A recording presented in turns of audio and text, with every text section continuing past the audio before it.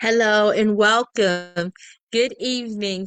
On behalf of Sisters for Sisters, Inc. and SOS, we would like to welcome you to our National Black HIV/AIDS Awareness Day observance. Truly, it is a blessing to have you all with us.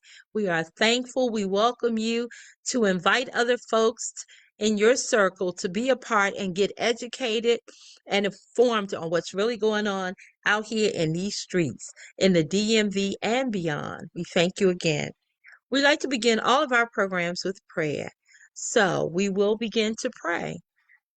Father, dear God, we thank you for this evening. Lord, we thank you for those that are joining with us. We pray, God, that something is said that will bless our community and reduce the stigma and the incidence of new HIV AIDS cases in our community and in our culture and in our country. As we observe Black History Month, God, we pray that we embrace the lessons of being safe, being protected, and knowing our status. We thank you, Lord, for these, our special guests that are joining us, our technical team, and our ambassadors who are supporting this effort. We thank you, Lord, for these blessings and all others we ask. In Jesus' name we do pray. Amen. Amen. So again, on behalf of Sisters for Sisters, Inc., we would like to welcome you tonight to this wonderful celebration of light. I'm going to say, because if we can save one person, if we can educate one community, then we're on point and we're doing our part. So what we're going to do now, Sister Jasmine, we're going to share some of our work and our mission. Thank you.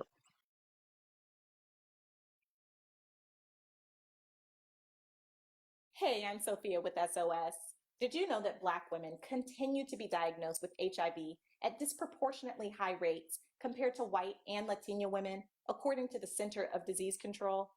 Despite recent progress that has seen new HIV diagnoses decrease, Black women continue to account for 6 in 10 new HIV infections among women. SOS Saving Our Sisters from HIV/AIDS is a signature service of Sisters for Sisters, Inc., a nonprofit organization dedicated to providing HIV/AIDS education, awareness, and prevention for women and girls. We are committed to saving our sisters from HIV/AIDS. Our mission is to provide culturally sensitive outreach programs to save and end HIV in our community. For over 10 years, we have hosted more than 70 community outreach projects to address the stigma while providing a safe space to share real talk on sexual health, HIV/AIDS, and sexually transmitted diseases. Please get tested and know your status. Together, we end HIV/AIDS one sister, one community at a time.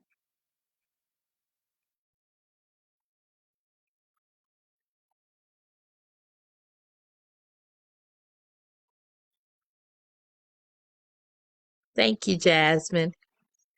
If we can proceed, I wanted to just let you all know that as we continue to move forward with educating, informing, doing our best to prevent the incidence of new cases in our community, we know that information is power. We wanted to show you a little bit about our work and what we've done in the community.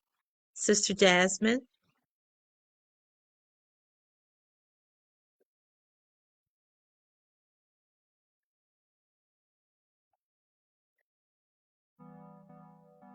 Mm. Ooh, baby, love safely, take care for you and me. To all my men and my woman out there. Ha. Ooh, HIV is a place where you don't wanna be. Take care of yourself and everybody else. You don't want your health to go in the wrong direction. Gotta stay safe, gotta use protection. Take care. Over and over and over again. Remember, your safety is for you, it's for them. Over and over and over again. Remember your heart, your place. Keep it safe. Stay safe.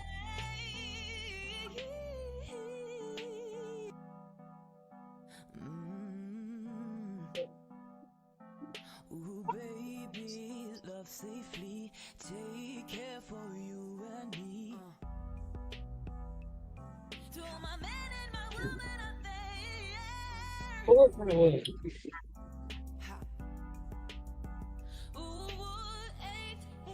HIV is a place where you don't wanna be. Take care of yourself and everybody else. You don't want your health to go in the wrong direction. Gotta stay safe, gotta use take care.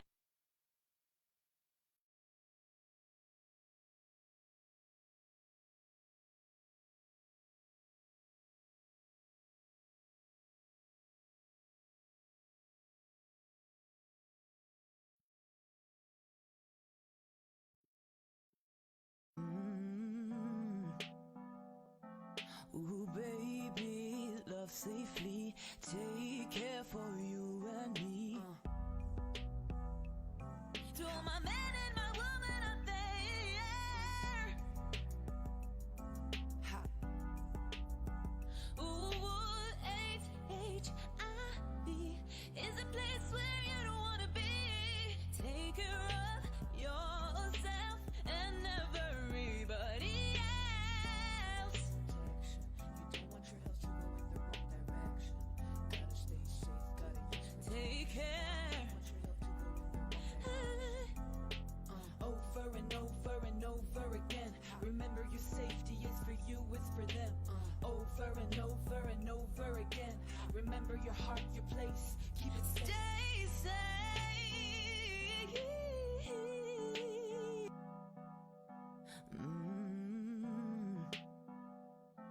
Ooh, baby, love safely. Take care for you and me. To all my men and my women out there. Ha. Ooh, HIV is a place where you don't wanna be. Take care of yourself and everybody else. You don't want your health to go in the wrong direction. Gotta stay safe, gotta use take care. Over and over and over again. Remember, your safety is for you, it's for them. Over and over and over again. Remember your heart, your place. Keep it safe. Stay safe.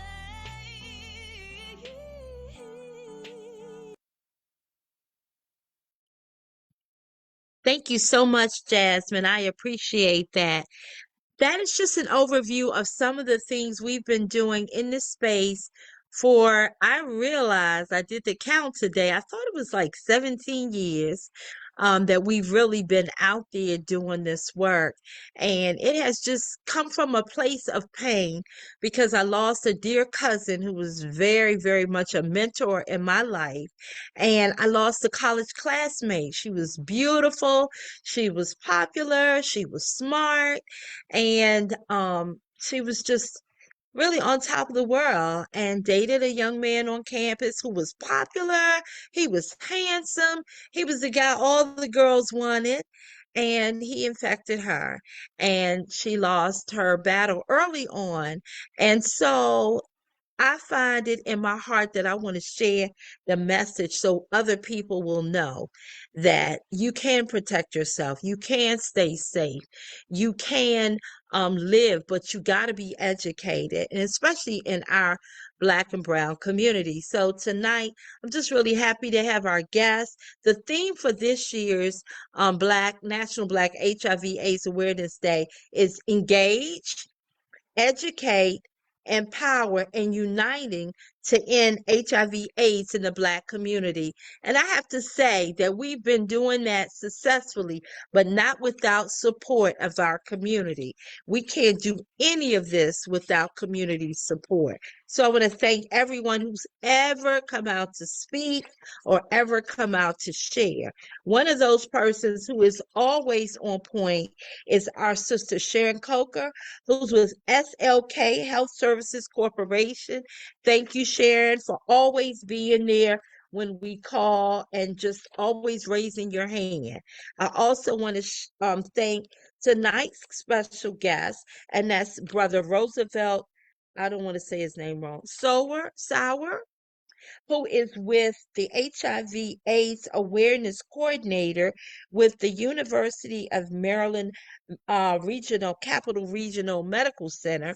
And they're not on tonight with us, but Heart to Hand has been there, and our survivor, Sister Angela Vick, as well as my dear Sister Erica, who's with us tonight.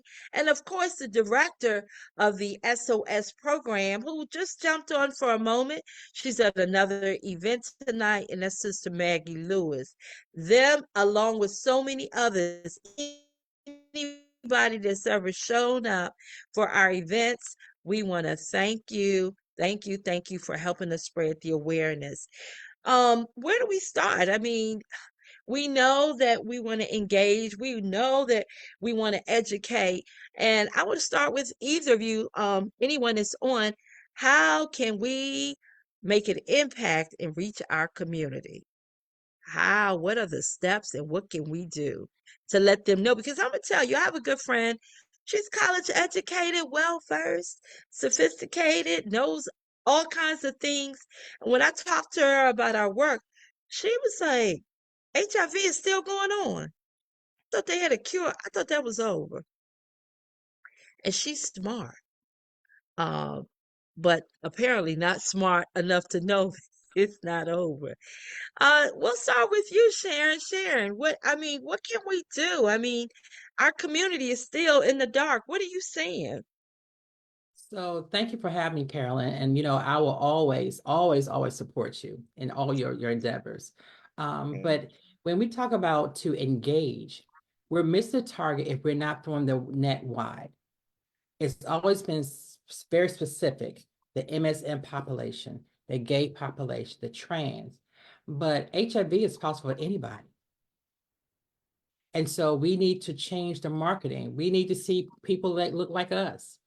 We need to see people that look like our children. We need to see people that look like our parents, not just one or two population of people. And that's why people are like, oh, it's still around, because they've never seen anything that addressed them. How often do we see a heterosexual female on a billboard?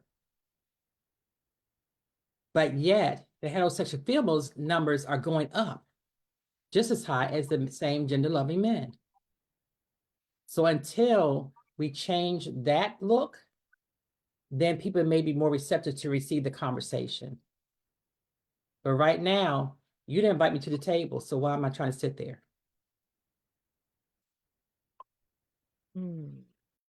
That's good. That's good. That's true. Brother Roosevelt, what's your take on this? I mean, what are your thoughts as it relates to the engagement piece, especially?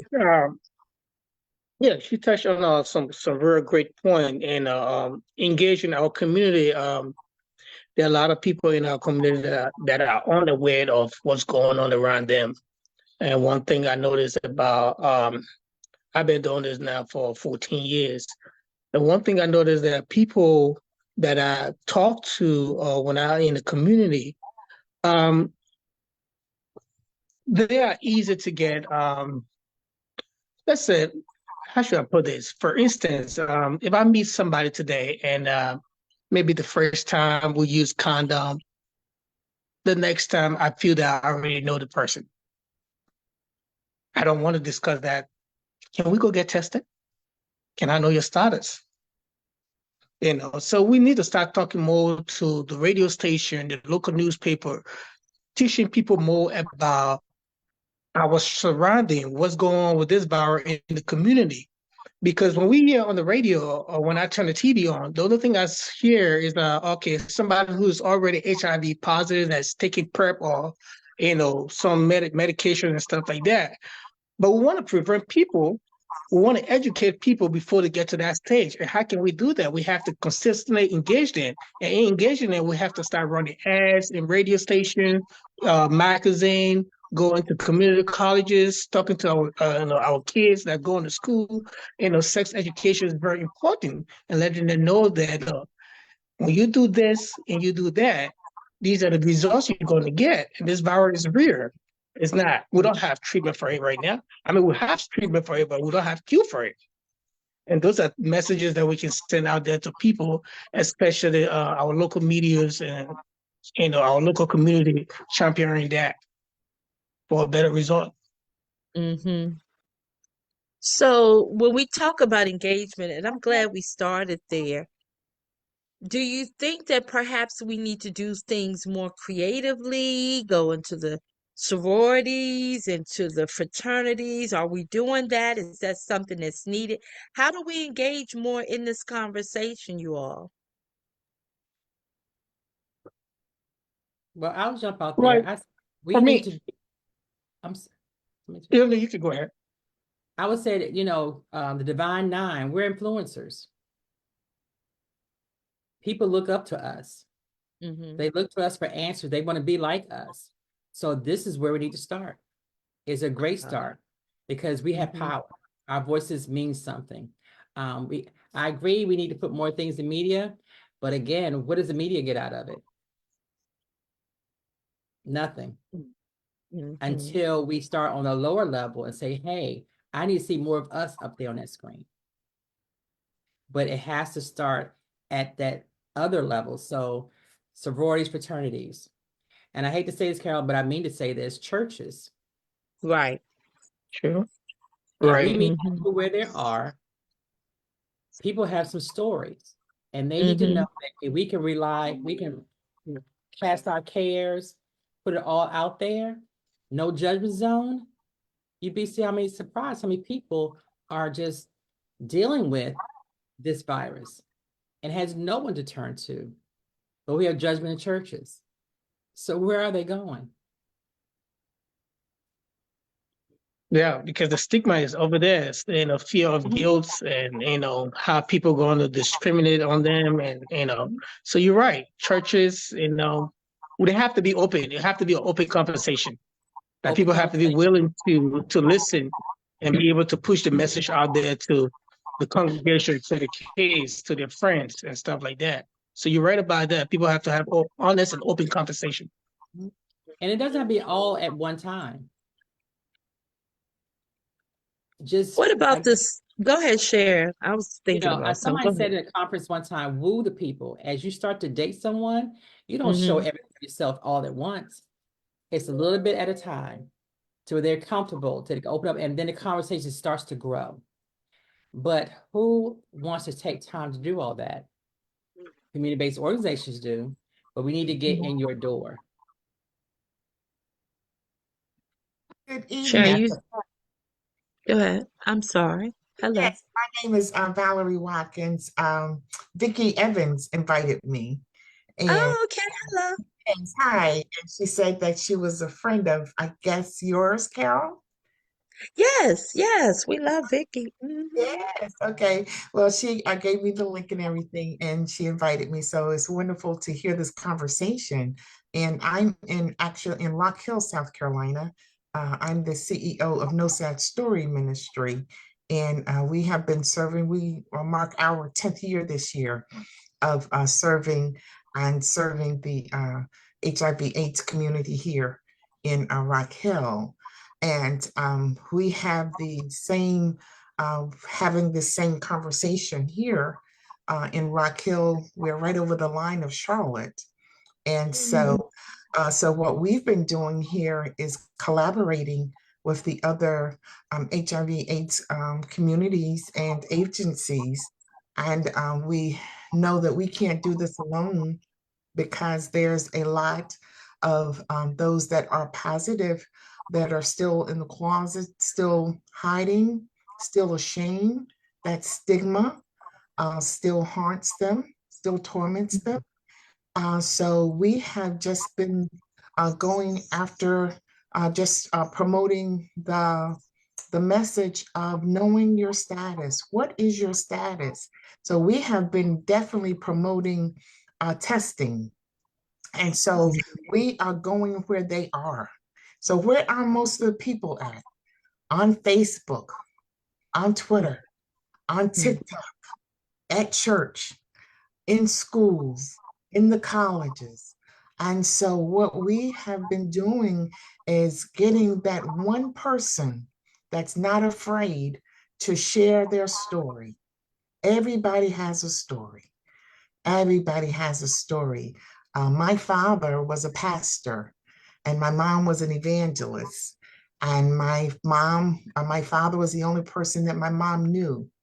And back in 92, 93, my father transmitted AIDS to my mom. Didn't know it. It lay dormant for 10 years. And my father passed in 94, and my mom passed in 96. And I share the legacy of my mom, and I share her story. And I've written a book. And this year it's going to be a play in Charlotte in October. And so we are sharing her story, and it's worth telling because she had an unconditional love for my dad. But we're taking it in a play, skits, and we want people to know that it's not a death sentence anymore, and it's okay. It's okay to know your status. Before you become sexually active, it's okay to know that. And so most of our clients right now are homeless. Most of those that come to my office now, they're homeless. So now we've got two issues. Not only are they positive, but they're homeless. So that's where we're going. Hey, Carol, Wow. can I jump in there? Miss Valerie, you're down in Rock Hill, South Carolina. Yes. My mother was from Whitmire, South Carolina. And when I Oh, think of those small pockets, now you talk about the rural areas that's where right. there's no cities, some don't Exactly. even have grocery stores. And so Exactly. resources, who has transportation to go 72 miles to Charlotte? Exactly. That's right. That's right. So we have to get those mobile units. We Mhm. have to, yes, and the grants and the funding to do that. So that's what we're applying for now to get Very those good. resources. So Very we, good. mhm. That's good. My eyes are filled with tears because that is a powerful testimony, losing both parents. However, to AIDS. But the fact is, you have turned your pain into purpose and you are saving lives. And that is a powerful, powerful thing. And that's what this is all about. You all talked about engaging. Roosevelt, tell us about some of the people you're seeing and how, your work, how you're engaging with them and any suggestions or any things, because I'm hoping people that are coming by, whether it's Facebook or looking at it on YouTube later, you will not just listen to this, but you will put it in action. These are warriors on the front line trying to help us save our community. And as we honor and recognize Black History Month, I love Harriet Tubman, Dr. King, and all the others. But in order for us to build on our legacy and our history, we got to save ourselves and save our community. And this is the conversation that has to be had at church, Yes, fraternity meetings, civic organizations, in the school with the young people, our teenagers, everybody. This is not a conversation we can about. We That's can't. true. We got to save ourselves. Yeah, you're right. So, Roosevelt, tell us what about you. So what we do, I work at a University of Maryland Capital Regional Hospital. So we make a lot of use of social media pages and the web page, like TikTok, Facebook, Instagram. So we have the word out there.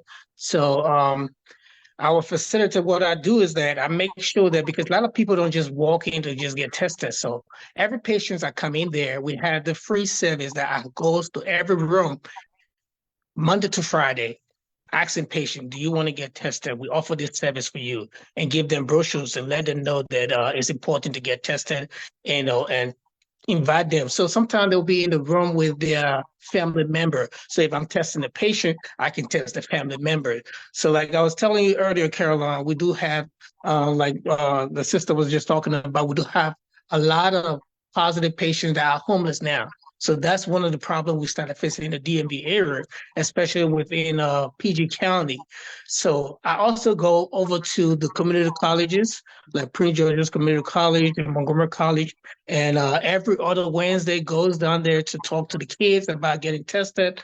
And I always care. I don't just go just to talk to them, but I carry a test kit with me when I'm having a conference with them, talking to them about the importance of getting tested. I also test people in that process. So those are some of the ways that we are working towards um, educating the people within our community, going out doing the outreach program, talking to family members in the ED, in the ER, ones that come in, talking to patients and making sure that, and sometimes some of the problems we have to these positive homeless patients, they can't locate their partners. So I have to work in collaboration with the health department to see how we can navigate to connect, get their partner to come and get tested.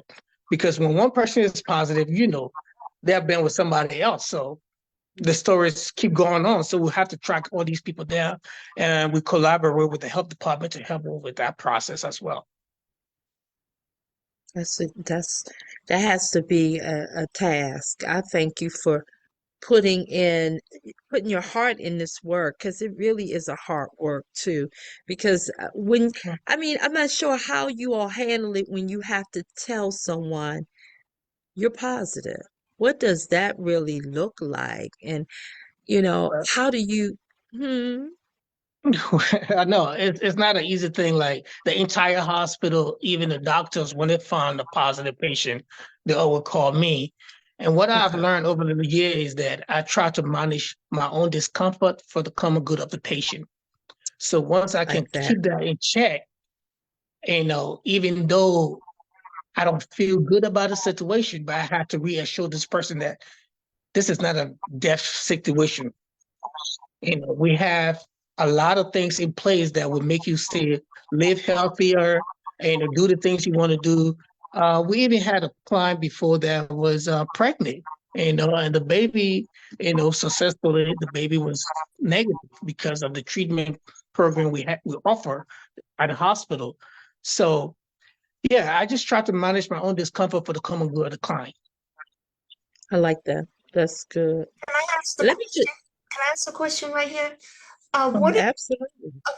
What do you feel about the home testing now for HIV? I do not agree. I do not agree with it because I know that Oh, people are in denial. yes. And because people are in denial, once somebody gets tested at home, they won't, even if the test result is positive, they probably will not accept it. They'll probably, I always encourage people to go to a facility that, offer the testing. That's more accurate than home testing. I At least you get somebody who is trained to do it. Right, exactly. And if they do find out that they're positive, I mean the The mentor, mental yeah, and you don't have nobody to talk to. exactly. And if they're by themselves, I And mean, I think they run to the internet, and the internet gives you a lot of crazy information that will mislead you that's instead of going to a professional that will talk to you about these things, because the mental side is a whole different story that right. you have to deal with. That's right. And you process it and it's suppose you're alone or by yourself. I think the suicidal rate will increase And personally. also, True. I've had experience of persons buying a test kit, leaving the Mhm. car, but they didn't want the job to find out about it, didn't want to bring it in the house, got heated up in the car and gave a false positive. Yep. And so if people don't properly use the test kit correctly, that's a problem. But That's like I true. try to tell people, it's like a pregnancy test. Even take a home pregnancy test, if it says it's positive, still you got to confer with the doctor anyway, confirm it. Yeah. But I get why people want to do it in the privacy of their own, but I don't think they understand the magnitude of seeing that result. And from my experience, those persons who come to my office, they kind of already know. They're just hoping for the best. Hmm. And once they That's see it, true. first thing I do, I hug them. because I'm breaking that first stigma. Nobody wants to touch you Right, right. because they're not hearing you anyway. They're in their head. And so I always hold them about a good 5 minutes, let the tears fall until they're able to pull away from me. Mhm. Now I know I've got their attention, and now they're receptive to hearing there is a plan. We can get this done and make a phone call. We will go with you. Yeah, but I don't agree with the home test kits, just because people don't do them properly. And I've had 2 incidents where it was done, wrong. And some people think, oh, I'm not positive, until go out and do what they want to do. And I'm Yeah. like, a Well, negative test doesn't mean give you a free pass to keep doing what you're doing wrong. right. Exactly, Hmm. exactly, Yeah. exactly. Yeah. I love this conversation, and I hope you all will stay in touch, because one of the things I'm learning is that when we connect and become united, we can share resources, we can share strategies, we can share, even funding and grant information across, the culture and the community, because we do, even though we're in the state of Maryland here, my sisters in South Carolina, just because we're in the land where they're crabs, we don't have to be a crab in a barrel. We can That's right, share the information, share the resources. exactly. You Yeah, all talk so. you're only Hmm. 3 hours, you're only 4 hours away from me. We can share events, and when it's happening, I can get in my car and drive. It's good. Well, I love that. I think that's awesome. I Yeah. want to talk about the stigma that goes with this. Now, I'm not sure if my sister Erica is on. Erica, are you with us? I'm not sure if she's with us, but of course, we want to end the stigma. But you all said something really positive and powerful about there's so many different options. I don't know if you're referring to PrEP, but we don't want anybody tuning in to be fearful of being tested. And it's not a death sentence, as Roosevelt said. And there's so many different situations that can help you. Would you all like to share one at a time? I guess we can start with you, Sharon, I guess, to tell people that may be hesitant and afraid, like, oh my God, what's going to happen? Is this the end of my world? Help them. I'd like for you all to share a word to encourage our community to get tested. Yeah. Sharon? I like to start off by saying, when people take tests who are fearful, it's because they've got to own their truths. And whether, they tell us the truth, what happened, where they've been, who they've been with, it's your truth. And they know it only. And I think it's that fear there. But once you get past that, because we all have truths, we all have done something, we all have been in trouble, we all got a story to tell and share. It's okay. And so I think it's very important that we create safe spaces that allow that person who hasn't owned their truth, let it resonate with them for a minute. And don't just give the test, talk them through it, the process. Let them know that regardless how it's a negative or positive, in fact, that's a new approach now, the status neutral approach. Whether you turn positive or negative, we'll still treat the same way. We'll still get resources. We'll still get information. If you stay negative, we still send you to a doctor to get on PrEP to keep you negative. But if you're positive, we'll still send you to a doctor to put you on medication to keep you healthy. And so if we take that approach, we kind of take the stigma out, but sometimes it's the providers who put the pressure on people. I think it's that some providers aren't comfortable talking about sex. Mm. They don't want to have that conversation about this. If you're married and I say, I want to get on PrEP, they're probably like, why you want to get on PrEP? You're married. Mm-hmm. But you don't know my husband beat me every night. Mm. Or he has 2 girlfriends. So it's Mm. more than just the person getting tested and the person like us who are testing people. We've got to educate doctors. We've got to educate hospitals. If a hospital person take a test hospital, don't just blurt out there, oh, you're positive. Good luck with that. We have to educate everybody. It's not just our community, it's everybody. And that's where I think we fall short. because many decided to be medical providers, but maybe they decided to be working with people of the LGBTQ community. Maybe they decided to work with people of color.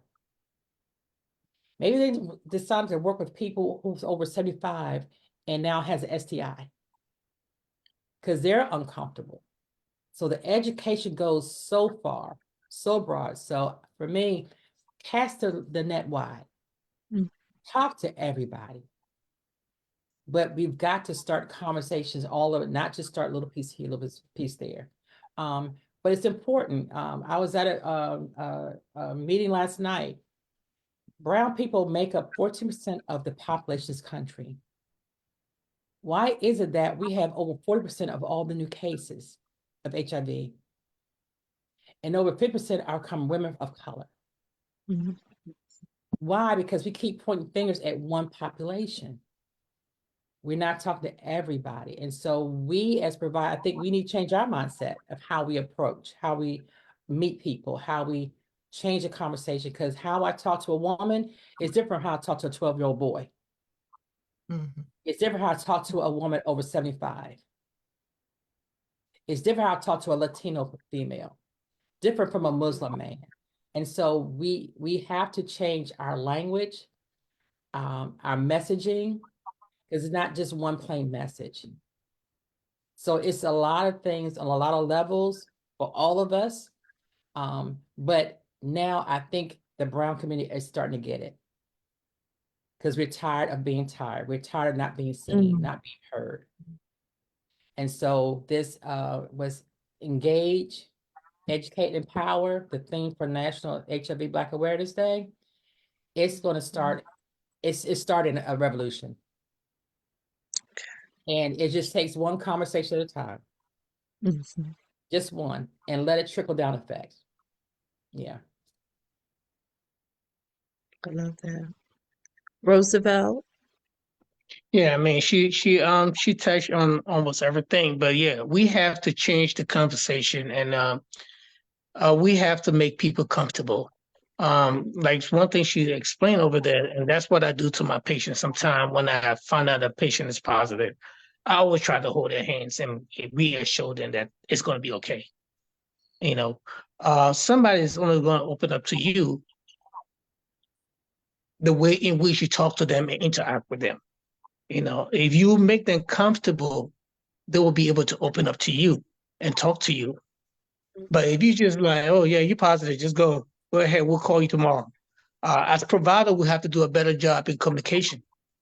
We have to do a better job on how we approach these issues because these are sensitive issues. You know, there are people from different walks of life, cultural background, religion background, and stuff like that. The way you would talk to a Muslim person, it would be different the way you would talk to a Christian person regarding HIV. You know, the way you would talk to a Hispanic person, it would be different the way you would talk to a person with color. So we have to change the conversation. We have to make people comfortable and let them know that, you know, it's okay. You know, whether you positive or negative, it's okay. There are resources we have for you. There are, you know, things that we have that will help you to the next level. This is not a death sentence. We can give scenarios, we can give cases and let people know that, look, we have people that live in with HIV. They're fine. They're having kids. They have family. You know, so you have to reassure them and give them a safe space.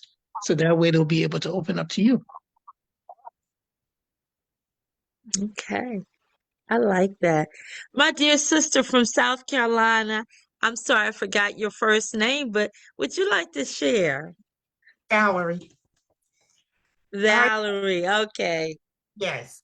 Um, I would say that it's so important to know, I think, to let them know that you care. Mm. You have a certain amount of time, especially the providers, know that they let them know that you care. Because I am the CEO, so I do the intake, I do the case management, And I don't have a staff, so I have an assistant. So I do it all. And then I refer out to the resources that are connected to the center where my office is. So I have more time to work with our clients, our peers, but they just need to know that you care and their conversation with you is not going any further. And that is what I think that's the main thing. I think that's very important to them. And also to know, I think during the time of my parent, especially my mom, I Mm-hmm. think the thing that hurt her more was that during the time, the early 90s, 80s and 90s, Mm-hmm. was the stigma, and that no one Mm-hmm. wanted to touch her, especially when she went to church because she was an evangelist. We quit, and we were in a Pentecostal church. We were used to the hugs and the touching and all that. And none of the people that she prayed for, that she worked with, none of them wanted to touch my mom. And Mm-hmm. I think that hurt her more. That hurt her more. Sure. but it's important to touch and to feel and to hold the hand and to grab the arm and to be there and look them in the eyes and to have that eye contact and to hear and to be available. That's important, and a lot of them have that family, the family dynamic and is strained, and so I think that connection is so important. That's important too. So Yeah. Valerie, I love that. so I can definitely I can when I look at um and then those that do have connection with their family, I am Mm-hmm. definitely I get involved with the family. I do that because I have 5 brothers. I'm the only girl. So we didn't have anything like that. No one ministered to us. No one talked to us about what was going on because they didn't know. They didn't. Mm-hmm. But I want to hear about your family. How's your family today? How's your children? How's your husband? How's your wife? I want to know, because when you tune into their world, that makes them feel good. It does. Beautiful. Valerie, I love your caring, compassionate heart and all of you for doing this great work. I remember my cousin when he was diagnosed, the family didn't want to say what it was. We were in the dark. We thought it was pneumonia. It was new. And it was a very interesting time, but I thank God we are getting wisdom. We talked about the various aspects of what this theme is all about, and one of them we talked about engaging and educating. And Sharon, I didn't mention, but I didn't ask you, but I know you're doing some amazing work in terms of engaging and educating. Would you like to share to the audience? And this is not to toot a horn, but this is to share information so what Sharon is doing, we can incorporate across the country and our global village. So we can get the word out, and hopefully even in your church or your organization or what have you, or your nonprofit, take on some of these, because I tell you, none of us are competitive or competing with you. We are all here to end and bring it to zero if we can. So Sharon, please feel free, if you will, share some of the things you're doing to not only to engage, but to educate our community here. Sure. Shannon, So where are you from? I am in Prince George's County, Maryland. I'm close to Carolyn, but like I said, my mother's side of the family is from Whitmire, South Carolina. So I've Mhm. got family in Goshen Hill, Maventon, Shannon. Clinton. I have an uncle still in Clinton, South Carolina. Oh, Um, And so, yeah, so I'm very familiar with Rock Hill. Okay. But one of my projects I started I say about 7 years ago. I work with Bowie State University nursing department. And what we do, I kind of create a curriculum in which I educate the senior students who are about to graduate. Because I figure if we teach them about HIV, teach them cultural humility, teach them teamwork and Mm, self-awareness, wherever they land, they could sow into the next person. They could change mhm, the dynamics, the language in that office setting, wherever they land, or they could change the attitudes in the hospitals. And so I keep them for a whole semester. And before they finish, we take them out in the community. So we take them to the liquor stores where the homeless people hang out. We take them to the barber shops where they speak to the men. We take them to the campuses where they talk to their peers. We take them to senior living facilities where we're connected intergenerations because we realize we have a group of kids. All they do is this all day. And they're texting each other like, what are we gonna do for lunch? And they're texting. They don't know how to get past hello or have a simple conversation about nothing, but talk about 20 minutes about something. And so I teach them how to have that elevator speech ready, but also change the dynamics wherever they land about HIV and STIs. And I find a lot of times, even the students are like, well, I'm not worried about that. I'm in a situationship. But situationship means there's others in your situation. mhm, So why are you not testing? Why are you not feeling the importance of your self-care? And so it's an eye opener for a lot of students. And so some of the nursing students have gone into public health. And then we teach them, hey, if not public health, you don't have to work in a hospital. Some are researchers, some have been travel nurses, some have been educators, but it's an opportunity to pass the word out without having to be out the street so much. So we educate people on a different level, learning level. So mhm, each semester, I've got 3 classes this semester. I'll start next week. But my goal is to sow good seeds of education in them so that wherever they land, they could share it and they could speak on their level of understanding. And it's just more voices to help the community get the word out. And that's probably one of my bigger projects. And also go to colleges. We have a thing called the Pillow Talk, He Ready, She Ready. And this is where we break them down, mhm. talk their language, play that ratchet music. And then like, why are you doing that? I'm like, but this is what you listen to. But yet you like my R&B from the 70s, you know. I could dance to music from the 70s and the 60s, but I can't do Running Man and Birds Eye, whatever these crazy dances when I turn 65. Just can't do it. But we speak their language and we just educate them and we allow them to ask the questions. Sexual identity, sexual preference. And we tell them Mhm, why all the STIs out there, and which ones are treatable, which ones, we can fix. And then we just listen. Active listening is what they need because we learned that a lot of the youth, they didn't have anyone to talk about sex. They're learning when they mhm, get to school. And at that point, it's too late. mhm, And so we try to put them on the right road. But we be creative and calling it Pill Talk after dark, dress up in pajamas. We do haircuts, go into barbershops. I pay for it, but I control the conversation. Because if the men of color are running the rates, I need to be in their space. I can't go to your man cave as of yet, but I can Mm, definitely sit in the barbershop with you mm.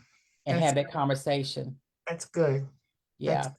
And mhm, so we have started, I've let my younger team members, they're into tattoo parties, or people have house parties or swim pool parties in summertime.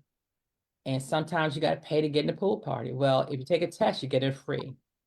And so I listen to the young people on my team, get $10 off your tattoo if you take a test. okay. The homeless population, we're not going to give you a gift card because you can't walk to the McDonald's anyway. But if I give you 2 cans of tuna, some apples and oranges, some Gatorade, some water, some cheese crackers, and a pair of socks and gloves and hat, oh, you will go up top of that hill and bring everybody else down. So you're doing the marketing for us. And so it's just understanding where you are, what the needs are, where something they need right now that to draw them to you. Mhm. And says that's from the progress we've done. That seems to work for me. But everybody has a little creativity, but I just say learn your community and just have fun with it. Don't limit yourself on the creativity. Go all out. The worst thing can happen only when nobody show up. So you try again. Mhm. Try again. But Mhm. I'm proud to say I've been funded through Gilead. I'm going to start the tea time. What's the tea? Let's have a tea party for the older seniors. But let's talk about safe sex in the 70s, safe sex in your 80s, how people are over you at these senior facilities because your family don't visit you. And as long as you're living, everyone wants companionship. Mhm. So how can they do that safely? So the 55 plus too? 55 plus, absolutely. So that's where we're going to do the pillow talk after dark. Okay. Mm-hmm. And I want to start a podcast because that's the generation where we may have been married once before. Now we're dating again, That's right. and there are no rules in dating, That's the truth. None. no Unlimited. rules. And No, some women no need to hear boundaries. no No boundaries. And so now we got to teach, are you my sister's keeper? boundaries. Mm-hmm. Because if I know you like that person, I should not be looking that way. That's right. That's right. So now we're talking about teaching values and things that our parents and our grandparents, that village taught us. Mm-hmm. Because some generations have missed that part. That's true. Mhm. So, like I said, there's so many layers, so many layers. So the education looks different. The starting points look different.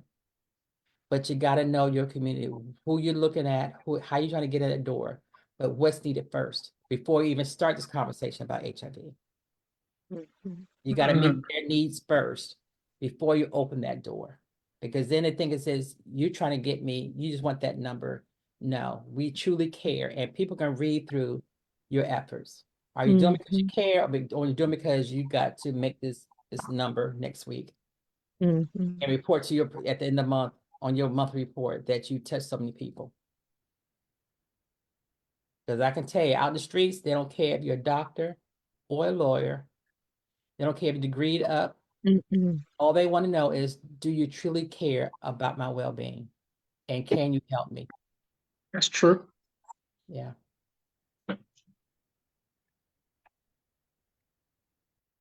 Thank you, Sharon. Roosevelt, were you going to share anything, or Valerie? Did you all have a comment as we begin to close out for this particular evening?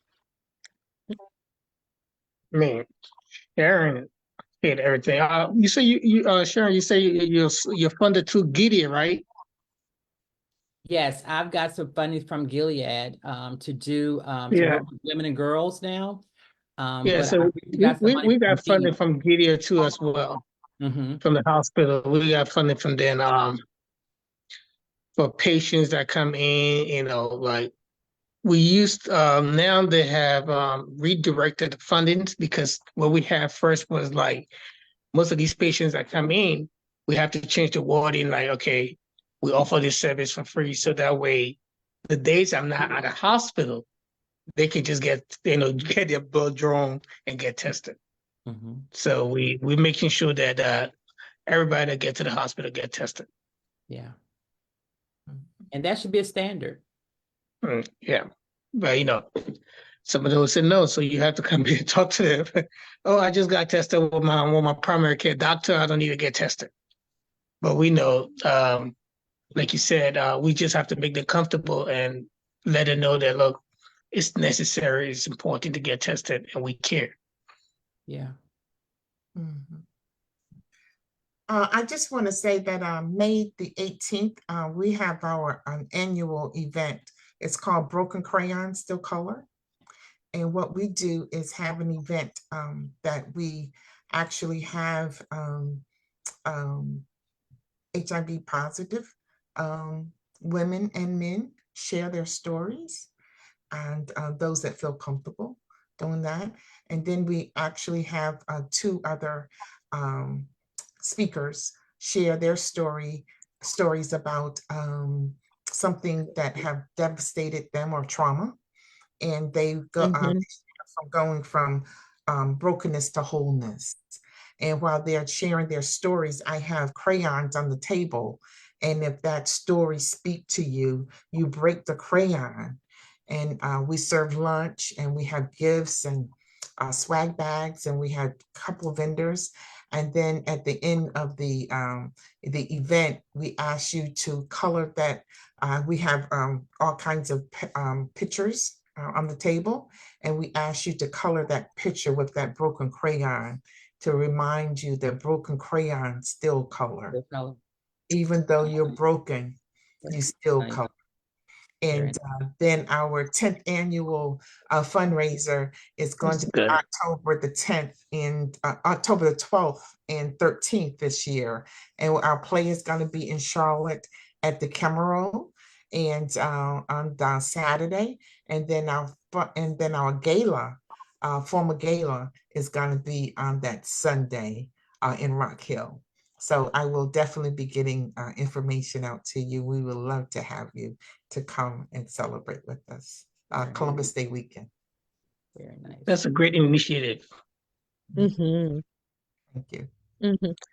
Well, I can't go any further without, of course, thanking our technical team and our a young lady who had some insight into the medical field, who has been a part of our story since she was 5, I think.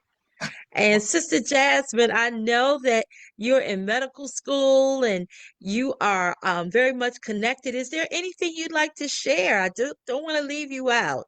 Anything you'd like to share about anything pertaining to our safety and wellness and HIV and AIDS? Nothing specific to share, just that I've learned a lot, and that I'll take a lot of what I've heard here back to our curriculum committee that we have at Howard and see what we can change in terms of our patient-doctor interactions that we teach to our first and second year medical students, so we can make our patients feel more comfortable when we're presenting hard information. And if there's anything else that you guys like to see maybe taught to the younger generation of doctors, let me know. I can put my email in the chat and see how I can share that with not just Howard, but other medical schools across the country as well. Awesome. I love now that is empowerment. Is that empowerment? Yes, it is. I love that, Jasmine. Thank you so much. I want to also, I know we're closing out for the evening, but I don't want to dismiss anyone that may have a question. Jasmine, you know my eyes. Is there any questions? Are there any questions in the chat or anybody like to share a question before we close out for the night?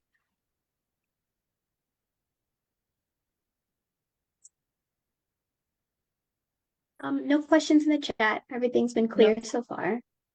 Thank you so much. Well, this has absolutely been a wonderful and lively, engaging conversation. We're only 2 minutes over. I thank God. I'm working on order for more in 24.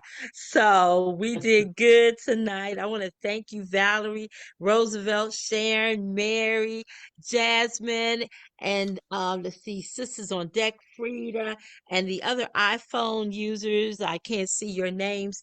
But I thank you all. I thank those that are listening to the recording. Please, we ask that you take this information and this empowering educational conversation back to your community, back to your world, and let us together make a difference, one community, one voice at a time. God bless you all. Have a wonderful evening, and thank you again for joining us. And Thank you. Carolyn.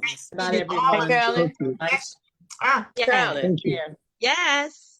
The young lady that talked about the broken crayon, can I get her email or number, please? Yes, you can. Can you put that in the chat for me, Valerie? I sure can. I'll do it right now for you. Appreciate it. Thank you. No problem. And that's the DC chapter. She's in Washington, DC. Sisters for Sisters chapter, Sisters on Deck. She's doing an awesome job with the community in Ward 7 and throughout Washington, D.C., where she serves. Thank you. You all are awesome. Okay. I Thank thank you you. all and I appreciate you. And y'all, let's keep going. Let's keep going, doing our part. All right. You all have a wonderful evening. Jasmine, I'm going to let you close it out, okay? Because I need your help, my love. Sounds good. Have a good night.